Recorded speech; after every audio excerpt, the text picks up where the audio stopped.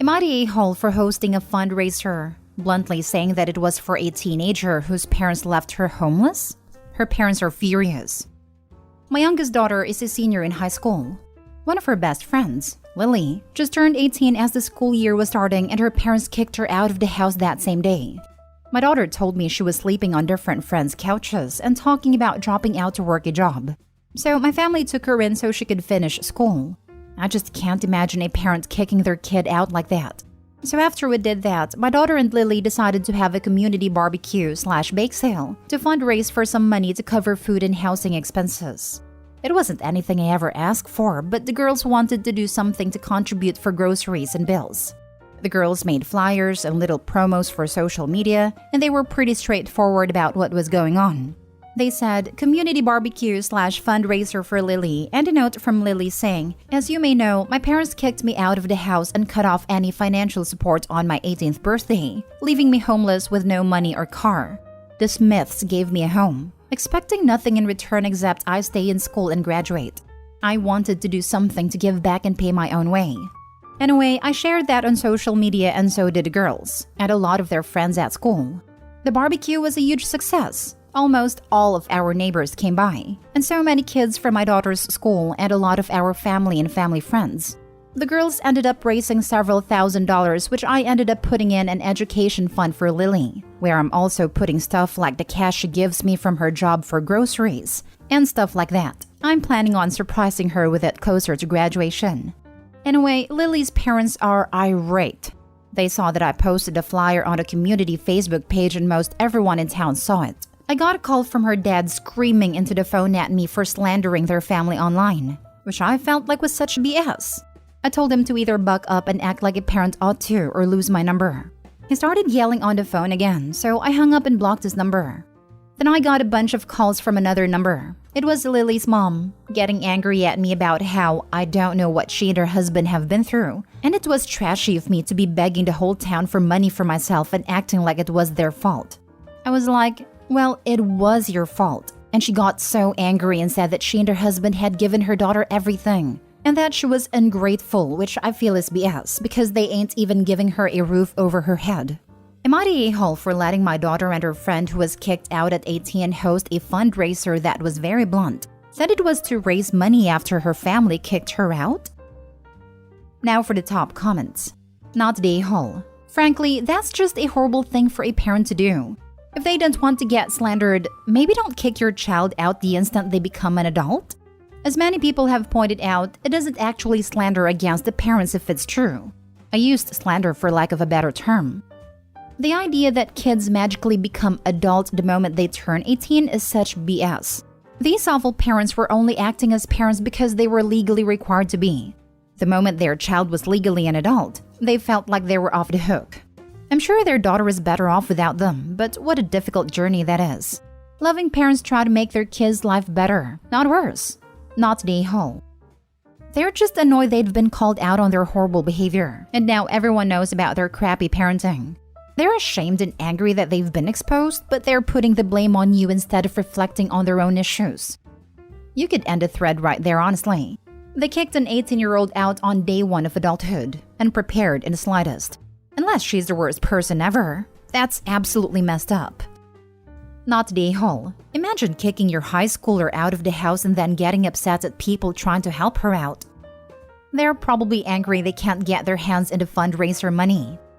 Right? They sound like the type of parents who think their daughter owes them something since they gave her life even though she didn't ask to be born. Infuriating. Next story. Am I the a-hole for embarrassing our female coworker? Both my husband and I work for a dispensary as co-owners and managers. He is inventory manager and I'm kitchen manager, though up until last month I was at a different shop. I recently got the transfer approval. In our shop, we only employ 11 people, 3 women including me, and 8 men. One of the women is the owner's wife and she handles the finances while the other woman, Jen, handles the front end. Now, to be blunt here, Jen is a smoke show. Drop-dead gorgeous young lady, and to be blunt again, all the men here drool over her. Probably my husband included. I mean, even I drool over her, let's be honest. But she's also, I don't know how to put it. She runs through the men here. She has already dated or hooked up with 3 of them, and recently her eyes went to my husband. I'm used to this type of behavior because my husband is also a solid 10 on a bad day. But she also knows he is married, so there is definitely a disrespectful aspects of things there. However, she did not know that I was his wife until this morning.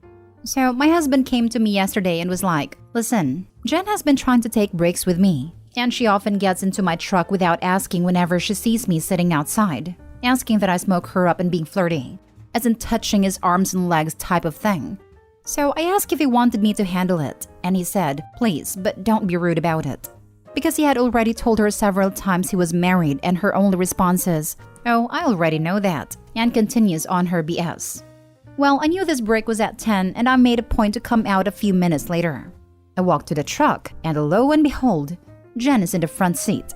I hear my husband say, "That's my wife's seat," and she just giggles and says she is keeping it warm.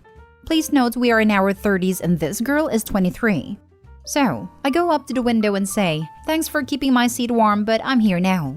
She just scowls at me and says, "We are kind of talking here." So I go, "Yes, I see that, and now I would like to speak to my husband," with a smile on my face. Her face drops and she gets out quickly. Now the problem is that 3 of the guys were sitting there too, and they immediately start laughing, which embarrassed her even more. The owner's wife said I should have pulled Jen aside and said something versus embarrass her in front of everyone. Am I the a-hole?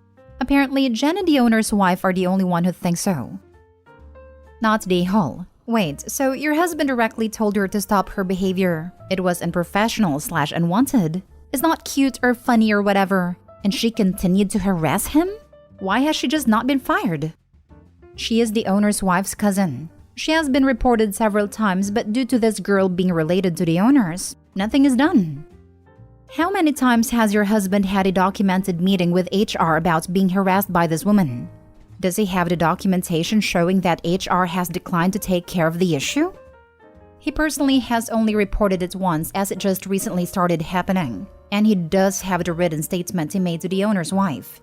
This was 5 days ago. However, there are 2 other male employees whom have reported her at least 3 times between the 2 of them, and one of them didn't get a written statement as the owner's wife said it wasn't necessary. Next story. Am I the a-hole for turning away a friend after he showed up to my birthday dinner without RSVPing? I had a birthday dinner this weekend.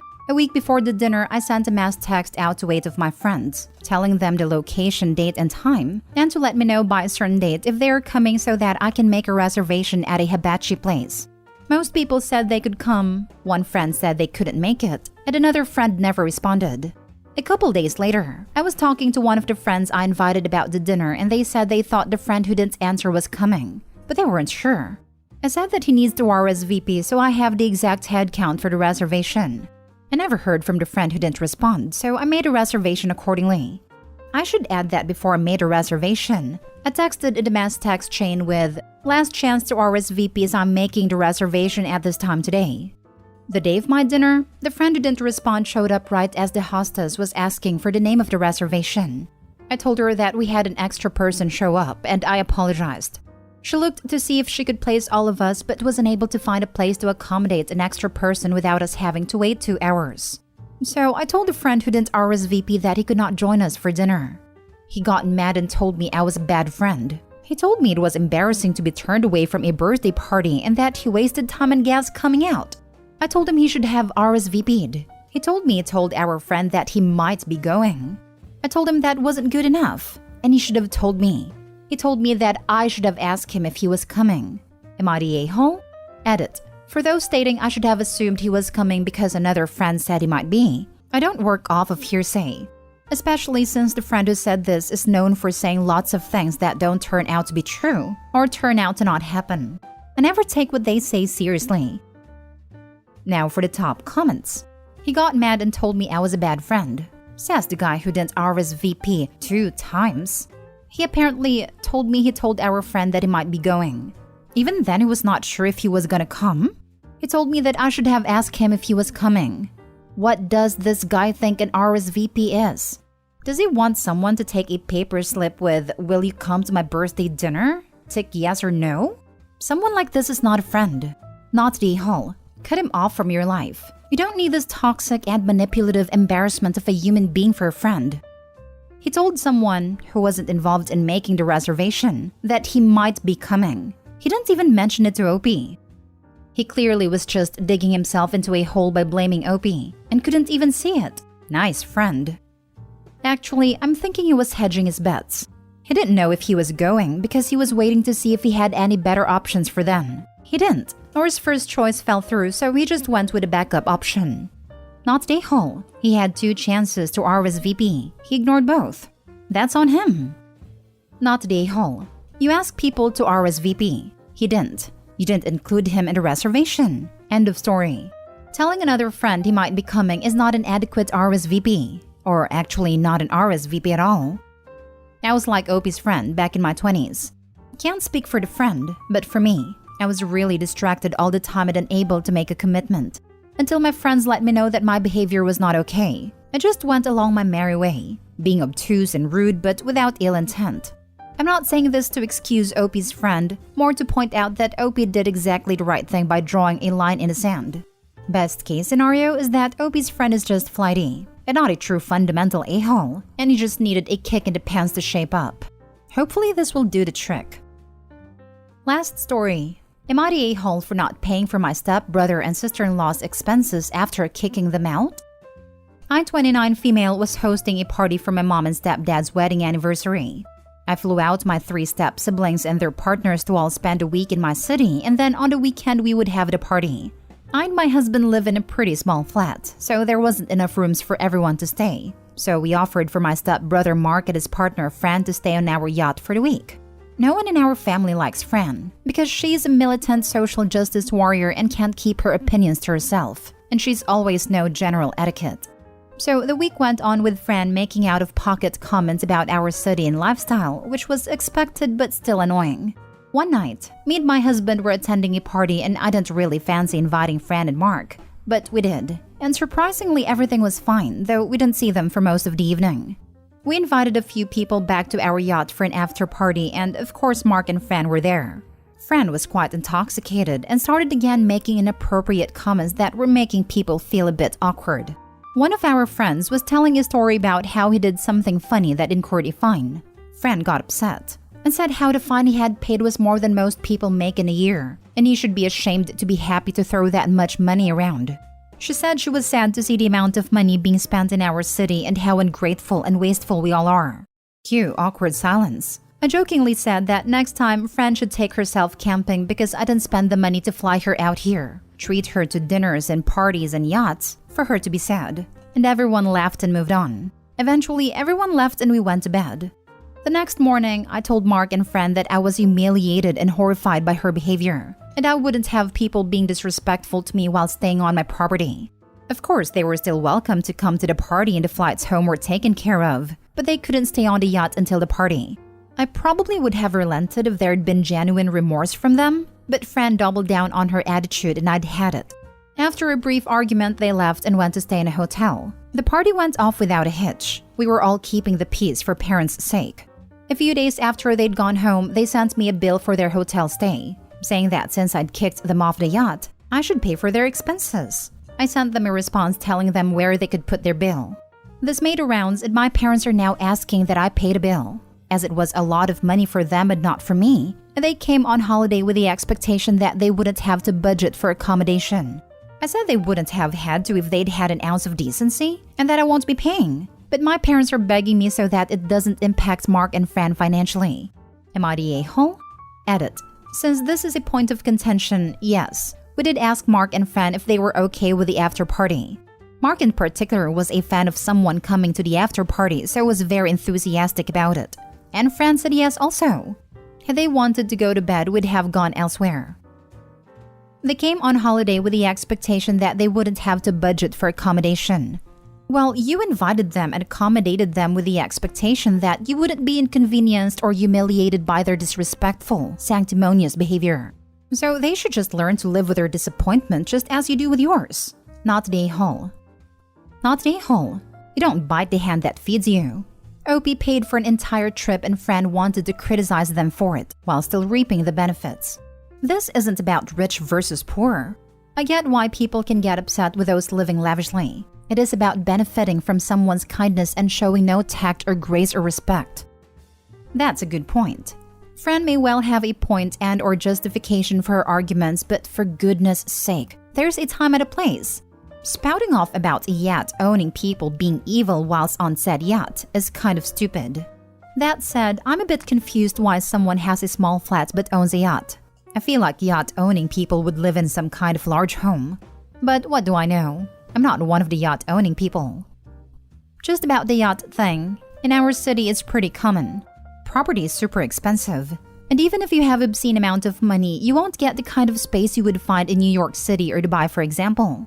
They just don't build like that here. So our apartment is quite pokey. It is a 5-bedroom, but with my other step-siblings there and my husband using one as an office, we didn't have any spare space, and the rooms aren't ones where you could double up. That said, even this apartment was multiple times the cost of the yacht, so the yacht wasn't out of our means of spending. And it's the same for so many people here. Info. One of our friends was telling a story about how he did something funny that incurred a fine.